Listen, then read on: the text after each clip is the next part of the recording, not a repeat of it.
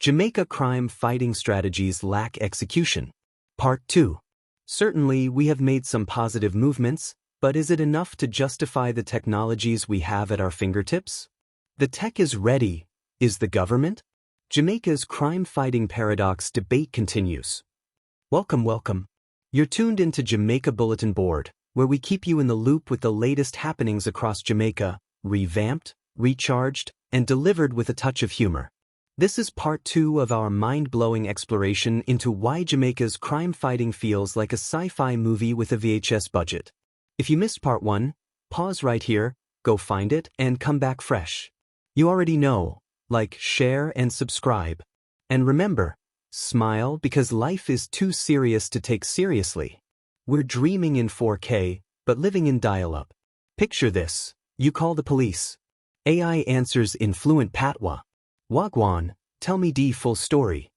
It logs your report, scans license plates, tracks locations, all in seconds.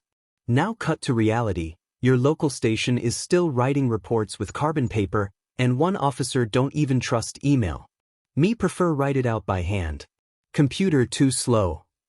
That's the Jamaican paradox. We've got the tech, but the system feels stuck in 2002. Technology could literally track a whisper. Right now, with the right integration, AI can detect voices even if scammers change phones. Drones can patrol camera-dead zones. Predictive systems can highlight likely crime hotspots. Biometric systems could flag repeat offenders just by their walk, talk, or digital trail. Sounds too good to be true? It's not. It's being done in other countries. But in Jamaica, we build fancy kitchens then boil water on coal stove. Let's revisit the crime-fighting report card, shall we? Technology access. We've got gadgets. We've got plans. We even had AI narrating the news. Application and execution, D+. One big rollout, then crickets. Data not synced. Officers untrained. Updates delayed. System integration. Parts of the system work like a charm. Other parts still waiting on someone to plug it in. Transparency and political will. Government boasts about big projects during campaign season. But when asked for real updates, sudden silence and a blurry PowerPoint slide. The stream, can we go back? The days when you left your doors open, your fridge unlocked, and your stress on vacation. Can we get back there?